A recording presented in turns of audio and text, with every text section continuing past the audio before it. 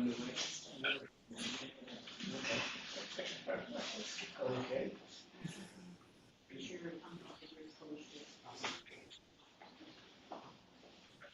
I turned my phone off, so I'm just lacking with time to me.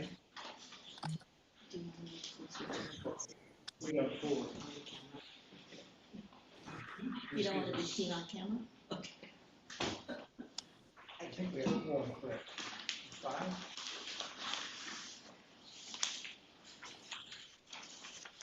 Oh, Lord, you have 4 and 5?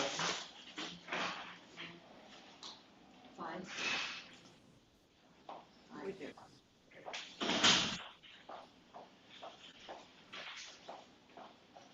Then, you can press me. I do. I start speaking Polish, I lose one.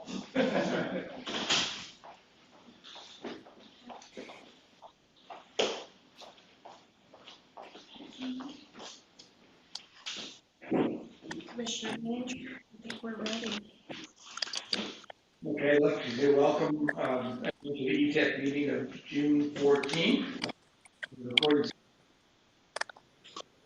Please start the meeting. The meeting has started. It's now being recorded. It is being recorded, yes. For the record, my name is Carl Benninger. I'm the Vice Chair of the Environmental Transportation Advisory Commission. They call this ETEC meeting together on June 14th, 2022 at 4 p.m. I've been asked by the Chair, Jermaine, to run this meeting in his absence. We're very happy to welcome another member of the Commission, Dan Rohrabacher, who will serve on ETEC. We welcome him to the meeting. We have 7 items on the agenda, including the consent calendar. Recording Secretary, please do the roll call. Vice Chair Manager. Here. And Chair Jermaine asked for an excused absent. Commissioner Greensides. Here. Commissioner McLaughlin.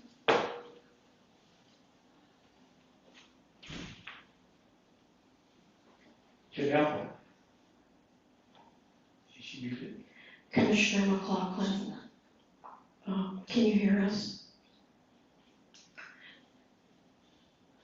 Can you respond with a thumbs up if you can hear us? She just muted herself. You muted yourself? Just a moment.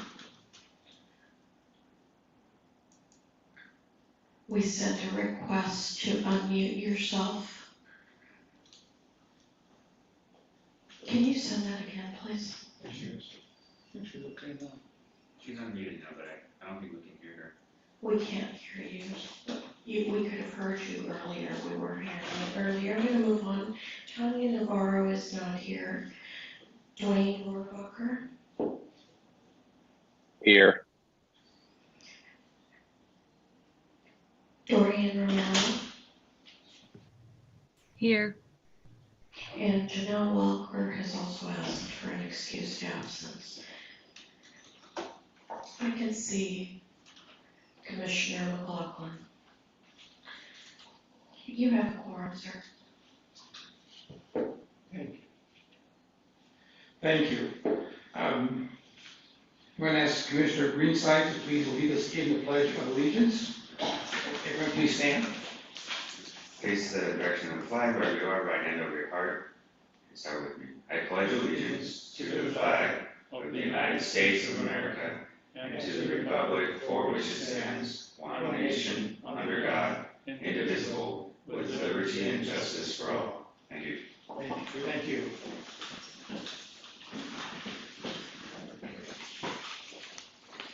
Recording Secretary, please describe ways the public can access this meeting. This meeting can be live streamed on the City of Santa Ana portal, www.santaprivategov.com/public/portal.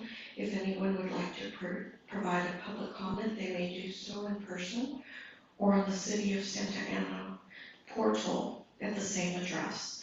The opportunity to speak is going to follow the next comment. If you wish to speak, please select the Zoom hand icon to let us know you would like to speak. You will be called upon by the name you entered. If any members of the public are present at this in-person meeting, please be sure you have completed a speaker card and then hand it to me. You will have 3 minutes to speak, and then we will alert you when your time is up. Do we have anyone here from the public that wants to speak? We do not have any public present or on Zoom present to speak. Thank you. Very good. Moving on to consent calendars, items 1, 2, and 3. We've already, I think, 2 of the missing commissioners have asked for excused absence. I don't think, has the 3rd one asked also for excuse?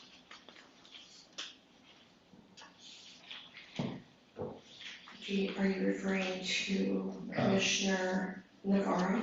Yes. She has not requested an Okay. excused absence. So we'll go for excused absences on Jermaine and Commissioner Walker, correct? That is correct. Okay. Is there a motion and a second to approve the consent calendars, item 1, 2, and 3? This is Commissioner Green says, I'll make a motion to approve. Do I have a second? Commissioner Romero, I second that. Thank you. I'm going to go ahead and vote. Vice Chair Veninger, Yes. Commissioner Greensides, Yes. Commissioner McLaughlin. Can you hear us, Janelle? Commissioner Rohrabacher, Abstain. Commissioner Romero, Yes. and I assume your abstention is because you were not on the commission at that time. Correct. Correct. Thank you. Just a moment. So I have 3 yeses, and Commissioner McLaughlin is not able to answer at this time. Commissioner McLaughlin, are you on? Can you hear us?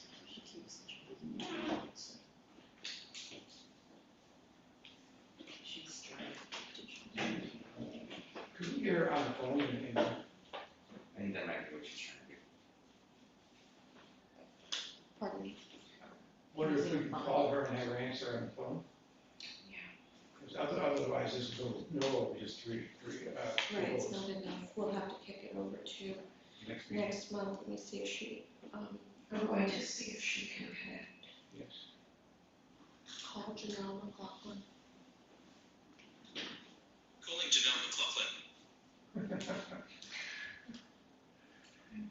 Looks like she's online, but it looks like she's not hearing us.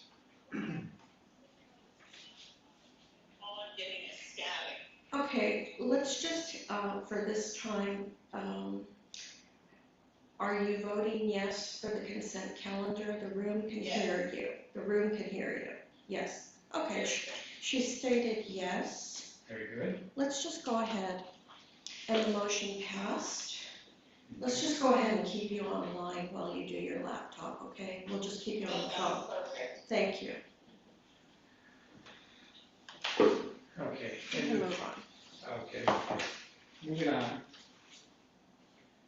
Moving on to the business calendar, item number 4 is National Public Works Week Family Community Event Video Recap. Thank you, Vice Chair. Nadia Saba, Director of Public Works Agency. Would like to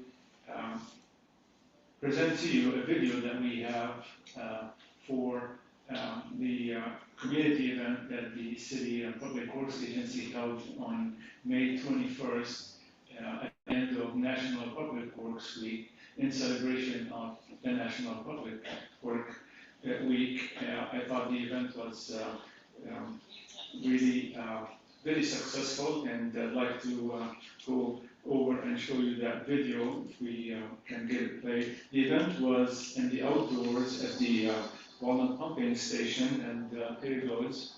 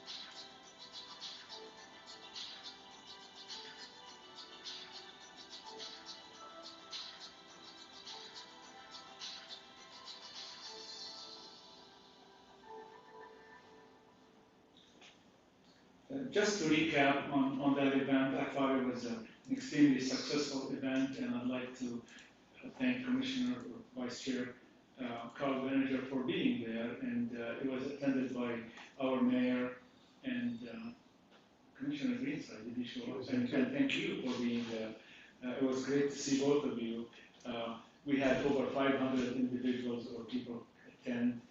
No injuries, no safety issues. It was a lot of fun for the kids, and I thought it was pretty successful. Like I said, there was raffle prizes, traffic engineering was there. We also had the national anthem that was sung by one of our senior engineers, Mayor Pro Tem, who worked at the location and at the event.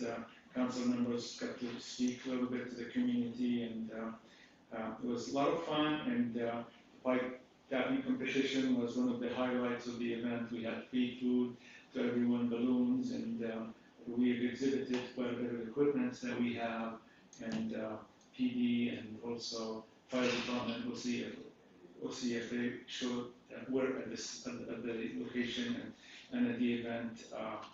Anyway, we thank you for being there, and we're looking forward for next year. Next year we have invited Santa Ana High School, who's our neighbors, to maybe perform for us on some performances that we've invited them, and they're willing to consider that. The next year's event will be on May 20th, so if you want to mark your calendar, love to see you there. And again, it will be at the Walnut Pumping Station, and just a great event, and we're happy that you came by, and looking forward for an annual event of this sort. With that, thank you. Commissioner Greenside, I just want to say thanks to all the public works team of Nabil Salah's staff, and it was really cool to see all the different staffers out there that day and ask a bunch of questions about how everything works in our city and the pumping station there. And I found it interesting to learn that when people are playing tennis in those courts, they're actually above a water tank, and they may not even realize it. So that's pretty awesome to think about, that one station can service so many people. That's it, thank you. Vice Chair Benninger, we've had a hand up from Commissioner Rohrabacher. Go ahead. Dwayne, Commissioner. Thank you, Commissioner Benninger. I just had a question. So the water pump, the truck said we saved a bunch of plastic bottles. Then on the table in the water were plastic cups. What was the reason instead of using paper cups, the plastic cups were used?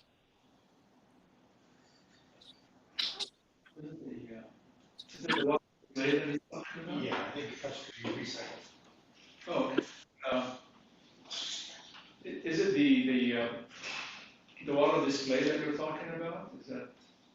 Okay. Yeah, in the presentation, the water display, there was plastic cups displaying the water. And I get like it's clear, but then the water truck literally said we're saving all of these plastic bottles. So I just will message. Oh, yeah, in lieu of really bringing into events bottled water, we have decided that we have a watering station for all large events in the city. So if you do have an event like the marathon or anything that is on the outside, that instead of bringing bottled water, we would love to bring the hydration station to your event, and that saves on the plastic bottles. The water in that hydration station is safe to drink. It is ozonated and disinfected and cooled before it's served through the water hydration station. That's what we call it. So it does save on, instead of bringing bottled water in plastic bottles, then we're just serving that water directly, and it's city water too. So. Sorry, that wasn't my question. I was wondering why you used plastic cups to serve the waters in, that we're avoiding plastic bottles, right? So it's like this, essentially the same thing. You're using a plastic bottle and a plastic cup, as opposed to using a plastic bottle and a paper cup or a recyclable or a compostable cup. Sure, we'll have to probably change that practice and reduce or use recyclable cups. So, but we'll take another that. Good point. We'll make that change. Absolutely. I think cups you use now are recyclable. Yes, They're polystyrene, but they are. I just didn't see it on the presentation where the plastic cups are. But anyway, if we are using plastic cups, we will change that and continue to use the recyclable ones. And I think we do. When we have the water display, we're using these recyclable cups. But in this case, I'll have to look back and see what we use, and we'll make that change. I know the cups that are brought to our comic meetings are recyclable cups, so I'm sure that that's what's going on Saturday. Yeah. But it's a very good question, very good observation. I do want to add to Commissioner Greenside, I thought it was very well done. Michelle, you worked very hard on it, appreciate it. And it was a very nice program, and glad to see it going to be continued. I learned a lot about repairing trucks and motorcycles in the city and police cars, and what you go through to repair that. So I very much appreciate them being there. But I didn't win the raffle. Did you win the raffle? No. Maybe next year. Maybe next year. Okay. Is there any other questions out there? If not, we'll proceed. Dorian has. I'm sorry. Go ahead, Dorian. I'm sorry, Dorian. Commissioner Dorian. Hello, Commissioner Romero. You could give out the water canteens, and that way people can use their reusable canteens more than just that one day. And it looked really fun. I'm sorry I couldn't go. And I also really enjoyed the close-up of your face, Nabil, on the video.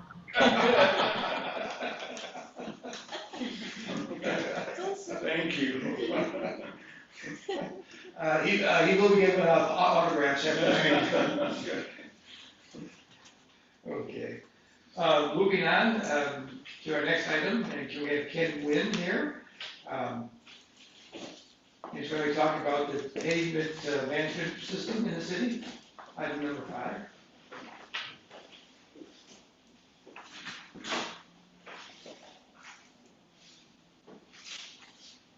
Good afternoon, Chair and Commissioner. My name is Kenny Wayne from Public Works Agency. And for today, I would like to present the City Payment Management Program, also known as the PMP. So what does the PMP do?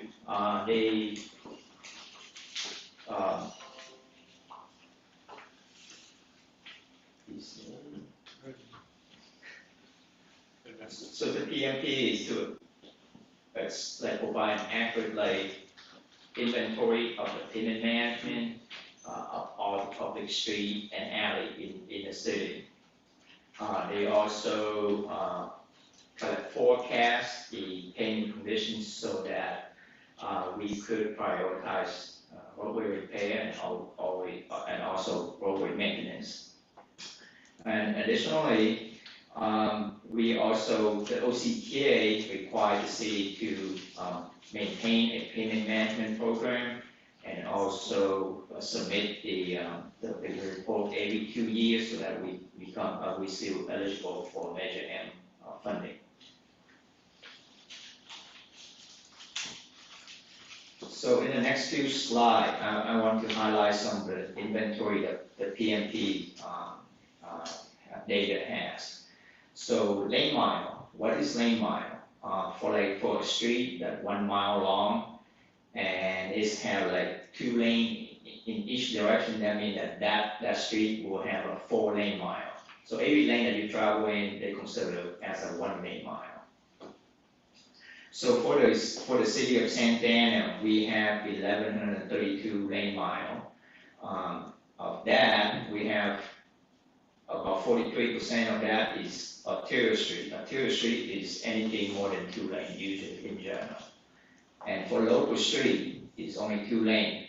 So we break down a little bit more in detail. Is we have about a little bit over 50, about 51% to be accurate of 577 lane mile local residential street. And then the remaining 6% is about 91 mile is local non-residential. That include mostly local industrial area and also some commercial street. We also keep track of the alley network. So just for your information, we have about 27 miles of alley in the city. For the next category is surface type. Pavement have two different types. One is asphalt, which is the black top. The other one is concrete, a little bit more grayish in color. So concrete street lasts a little bit longer, usually about 30 to 40 years. Asphalt, a little bit lifespan, usually a little bit less, 20 to 30 years. But concrete costs about 50% in general more than asphalt street. Also, another downside of, not yet, Lori. Yeah. So another downside of concrete is I'm not sure if you drive on a lot of freeway concrete freeway, you could see that you could hear that the noise is a little noisier on an asphalt street. During rainy days, actually, the concrete is a little bit more slippery than an asphalt street because asphalt absorbs those chemical spill a little bit better than concrete street. So you driving in a rainy on concrete street tend to be a little bit more slippery. So for our network, we have over 91 million square feet of pavement in the city. And with that, you can see on here is we have 94% of that is asphalt street that they break into local and arterial. And only the remaining 6% is concrete street. For an alley network, they break down a little bit more even with 42% of that is concrete alley and the other 58% is asphalt alley. Next slide. So payment, the condition of the payment for both asphalt and concrete they score it, in different criteria, but the bottom line is still score from 0 to 100. With 100 is like a brand new street, you just built. And 0 meaning that pretty much most of the pavement are gone, like you start seeing dirt underneath, that is a 0. So, and you can see right here, that's a sample of the general pavement look. For the numerical scale from 0 to 100 is a little bit more for like more accurate purpose, but we want to kind of generalize that in a little bit more easy term by go from very poor is like from the pavement condition index of PCI of 0 to 40. And you can see on the furthest left-hand side that you can see start like a lot of crack, pothole on the street. When it's a poor street, you see a lot of more crack, but not too much of pothole, and you can see on the second slide right there. For fair, you will see like crack, like usually like 1 inch, sometimes like or half an inch. And then when you become a good street, you see some little bit quarter inch or 1/8 inch cracks on it. For excellent street, it usually pretty like very limited, like even hairline cracks mostly only. Next slide, please. So, and you can see right here is our overall network, both the Arterial and local. We had overall pavement condition index of 76. So we are kind of hovering around between the good and the fair, slightly above fair. So at 76, in 2007, if you've been in San Juan since then, like we have a bond of around $60 million that we could, like we repave about 200 miles of local asphalt residential street. That's why I still carry over until this day that like overall network of the local network is around good condition at 79. But the Arterial is like right now it's in a fair condition of around 71. So those things when you add up on the overall network is at 76. The alley, as you can see that a lot of alley is in need of repair, so the overall network, the alley program is 47. So how do we compare? First thing is for the statewide. So all the street in the state of California as of 2022 is around 66, sorry. So we are substantially better than the overall state. But in the county of Orange, we're slightly behind overall in the network because the county of Orange is around 79. Next slide, please. So for this slide is kind of going back to show you a little bit in more detail of the type of street. So for a street that in the excellent condition is no work needed, so only some hairline crack at most. When it go to, so that's the top left hand side picture right there. Go to the right hand side, when in good condition, the street that has like some crack, we could do crack seal and slowly seal to prevent like water seeping down into the pavement and damage the base. When it deteriorates a little bit further, then we need like another layer of pavement that we typically use like overlay to kind of address that issue. But when it gets to the poor condition, we have to grind out the top layer to make sure that remove all the damaged pavement before we could put back new pavement. But when it gets to the very poor, that within 0 to 40, I mean that we pretty much have to reconstruct the street. Next slide, please. So this is the typical pavement life cycle of the street. So on the, and you can see when you have a brand new street at 100, no work is needed.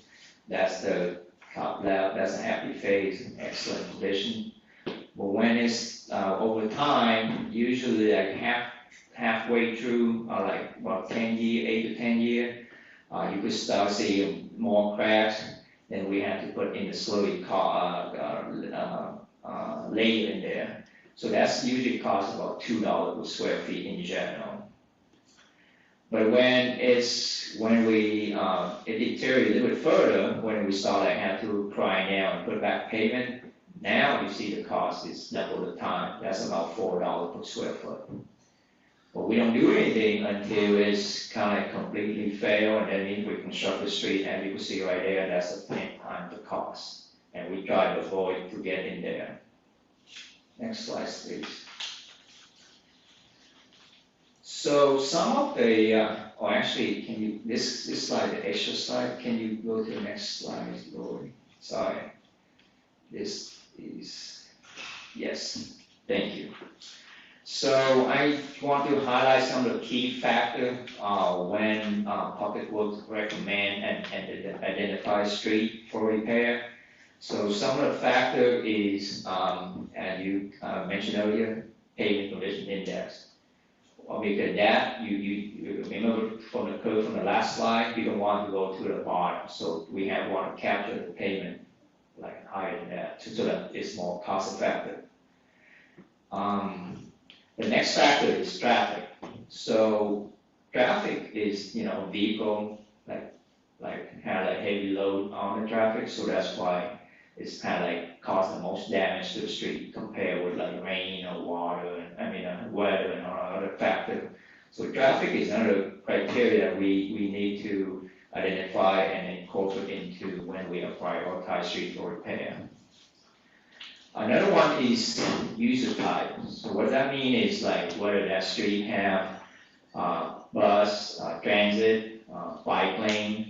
Especially for bike lane, we want to make sure that the pavement doesn't have crack and pothole on it, so that it's kind of safety for the bicyclists. So we want to make sure that it's also high priority when we identify any corridor with bike lane as another factor.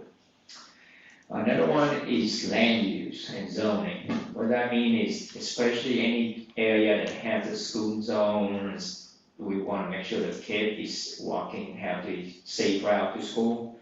So that's another criteria that we want to identify when we identify street for repair. Another factor is funding.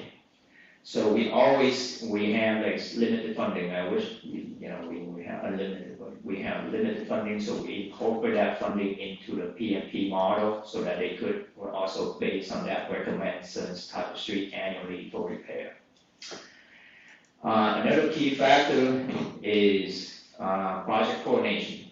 What I mean is, like for example, like let's say another division have plan a water main line repair. So we will partner with the water department to prioritize that so that it is a little bit more cost effective, like by combining both roadway and water in that scenario. Next one, please. Oops, sorry, that's another additional slide. Yes, thank you.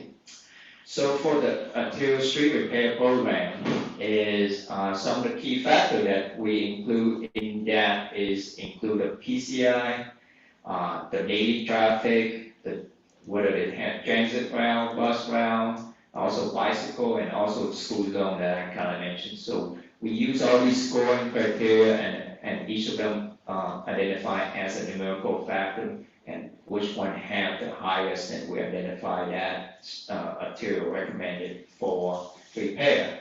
So you can see on the right hand side right there, that's the table of the upcoming fiscal year 22-23 CIP.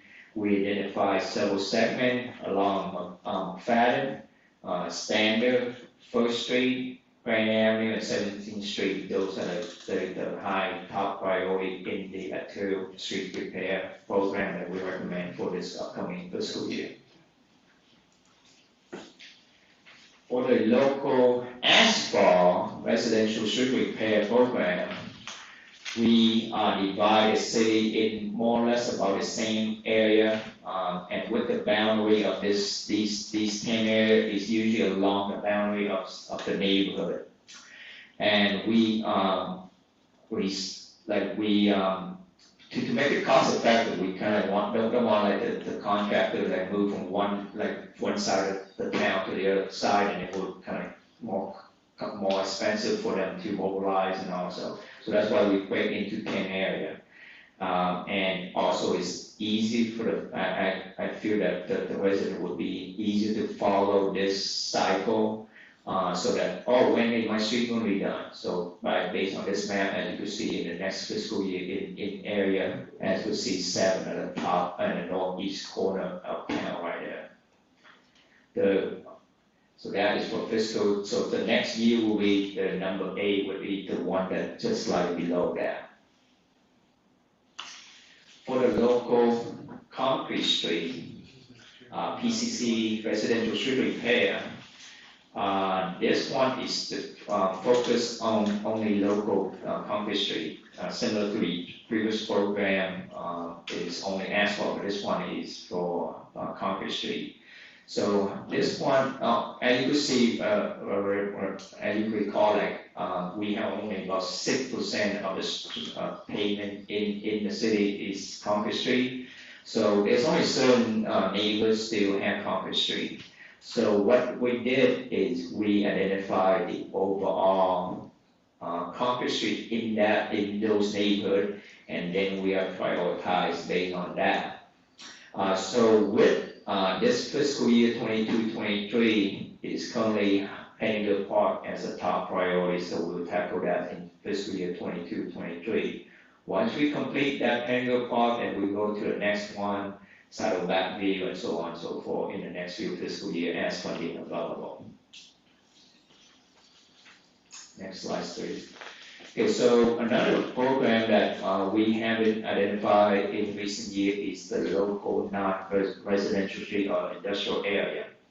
So what we did is we break the area in like certain centralized area. So as you can see right here in this map, there's 6 areas that we still remaining, starting with fiscal year 22-23, with the southwest corner.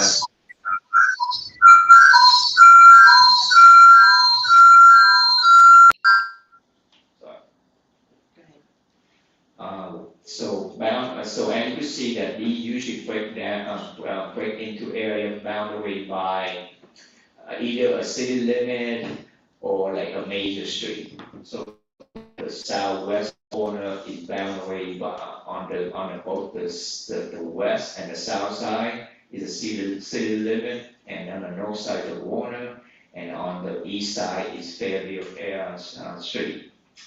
So this is identified from the model, and so what we do is based on the funding available, we model what street is highest priority in this area, and then identify for recommendation in fiscal year 22-23. Next slide, please.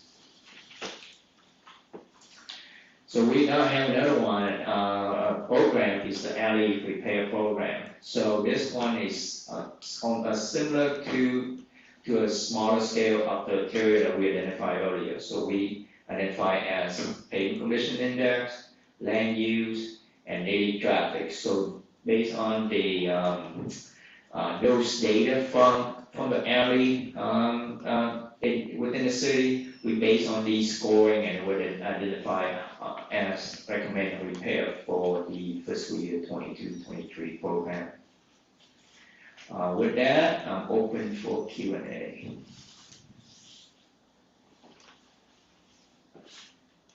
Do we have anyone with their hands up on of the commissioners?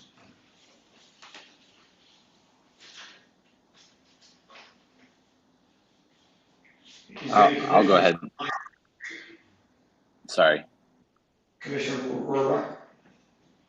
Is the goal to get it from 60 to 100, or what is when you do the repairs, do you get it all the way to the top, or what's the range that you shoot for? Yeah, so the range is when you do any repair, not slowly through, but any repair like could you go back to the the slide with the, slide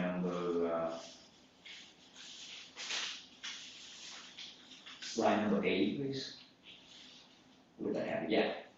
So, the goal is oops. I'm sorry. The goal is always, we want to have our street in excellent condition, but with the limited funding, so every time that we repair a street, then as you can see that arrow is kind of bumping up to brand new. Slowly, is slightly a little bit different. It will improve several PCI. Let's say a street of like 82, they usually bump into excellent condition of like 80 to 90. But any street that below slowly, that usually when you repair, they become 100 afterward. Can I, hi, this is Jason Gabriel, interim city engineer. I want to supplement that answer. So on that chart that we just showed, there's ranges. So as we start approaching the lower number in each range, that's where we prioritize projects. So as something is falling down towards, say, 75, we want to improve that and get it back up to 100 as quickly as we can. If it's falling down near 41, where it's transitioning between a less expensive treatment and a more expensive treatment, we want to prioritize those streets and lift them up. That's our prioritization model. So. Thank you. Commissioner McLaughlin or Romero, do you have any questions? Romero has your hands up. Commissioner Romero? Hi, Commissioner Romero. I'm curious how long it takes to repair one of the residential streets. And do you think that all these, I'm looking at slide number 21 from the packet, do you think that all 10 residential streets will be repaired in that one fiscal year? And if they're not, will you have to apply for more funding for the following year?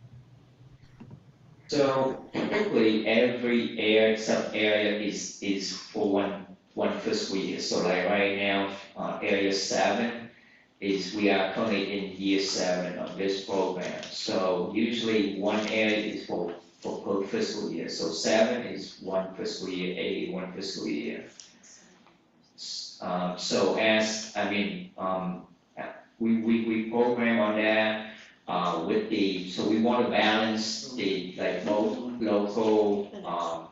local street, arterial street, so we model everything so that we bring our overall network as high as possible. So you don't want to kind of like only repair the local residential street and ignore other type of street, then that would make the overall network would be in worse condition than overall. So that's why we rely on a PMP to model this and recommend for repair instead of just follows, any other random programs.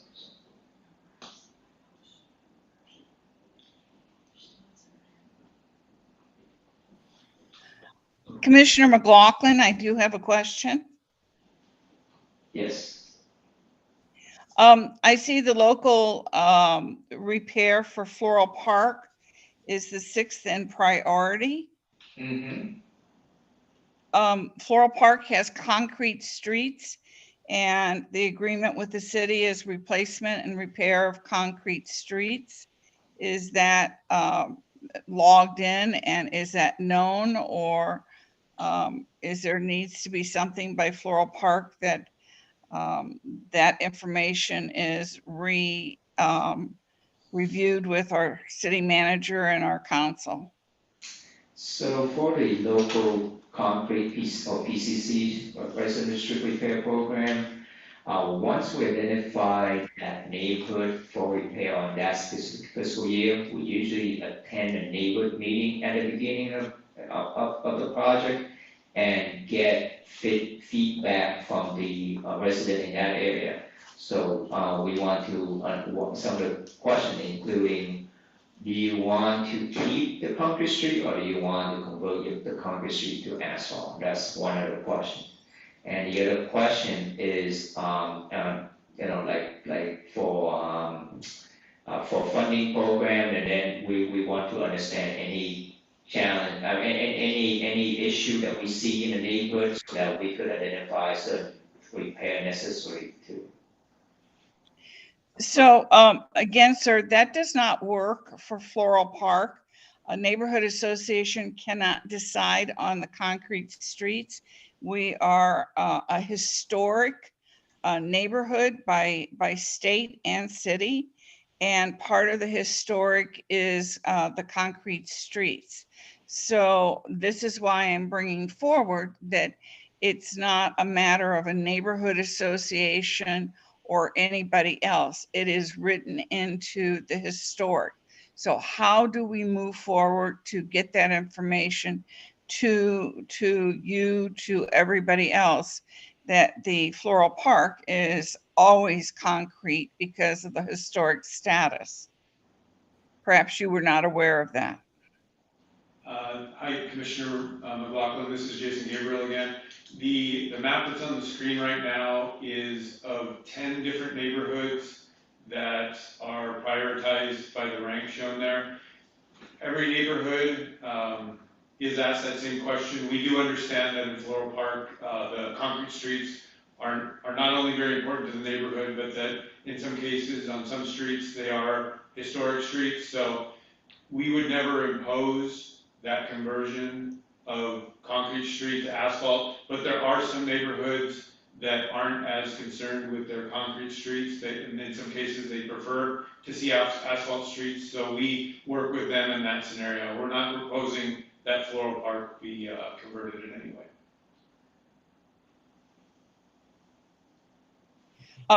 Thank you very much. I do understand that, but it's sort of like wanting to put it in stone, that it doesn't each year you have new people on your board or you know, in the Floral Park area. But it is, how do we put that in public works, that this is part of not just some of the streets in Floral Park, all the streets in Floral Park. Right. So we can do that off camera here at a later date, that we could do an advising or putting it monumentally.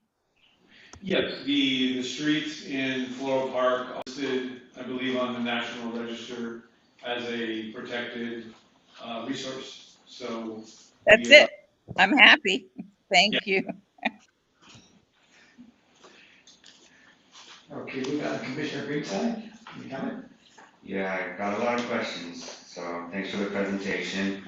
And so is there any research being done or thought about in regards to different types of materials for roadway surfaces, such as permeable pavement?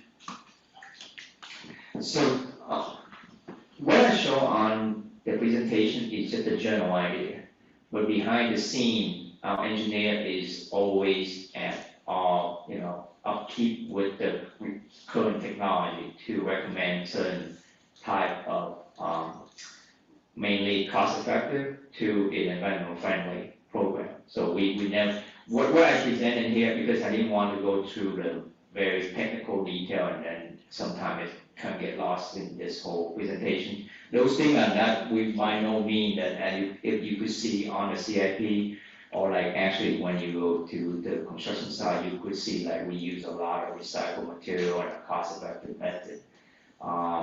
So for in regard to the permeable pavement, is we have done some pilot program a few years ago. It's just that the maintenance effort is because for that material you have to go there and use certain type of vacuum to suck it out all the sand and fine material that getting clogged into those pores in order to be effective. If not, it will become a zero record pavement. So we did analyze that, but unfortunately the maintenance effort doesn't overcome the cost effective of that, yes. So we have done that, but unfortunately we have not continued with that program, yes. And we've also used other technologies. There's one called cold in place recycling. We try to find methods that recycle pavement and keep it in place, which is that method where it doesn't get hauled off and then new asphalt gets brought in. We've used that successfully. We've used full depth reclamation, where in some cases we grind up the existing pavement, mix it with the base, and treat it with either asphalt or concrete to create a very stable base, and then put only a thin layer of new asphalt. So we're constantly looking at different techniques to maintain the life. We also are almost exclusively with our asphalt and our slurry seal using rubberized, which gives it a longer term. We recycle the rubber, and we also give it a longer useful life. So It's also make the street a little bit more quiet. Yeah, that's why I smile, because where I live on Flower Street, it gets pretty loud in some of the hours, so quieter streets for sure I'll always be for. And then, does this plan, when we're talking about pavement, does it include sidewalks or rain gutters on the streets? So part of this the street repair, whenever we identify certain street, concrete work is actually included in that street. In the proposal, like of the repair, if there's any, let's say missing sidewalk, damaged sidewalk, we usually take care of as part of that. Also like any program, non-ADA program, and so we address as part of the street repair program, yes. Okay, and then as streets are getting repaired, does it also take into account that section of the roadway, which is essentially a rain gutter? Yes, Okay. so curb and gutter and sidewalks. Okay, perfect. Yes. Been riding my bike a lot recently, actually I got 3 flat tires in the past week, because roadway's fine, but the gutter section where there's no bike lane, I had to repair my tire 3 times, so in any event, how does this plan work or fit in line with the active transportation plan? So one of the slide I kind of incorporated a lot of active transportation that we partner with the traffic crew.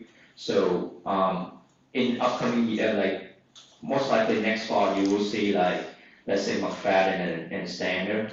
So we coming in there to partner between the active transportation, which install like bike lane and improve the bike lane throughout like McFadden and Standard that you can see the top 2 priority in there. That is part of the collaboration between roadway and active transportation in those. And just to expand on that, this is about the pavement management system, but bigger picture, we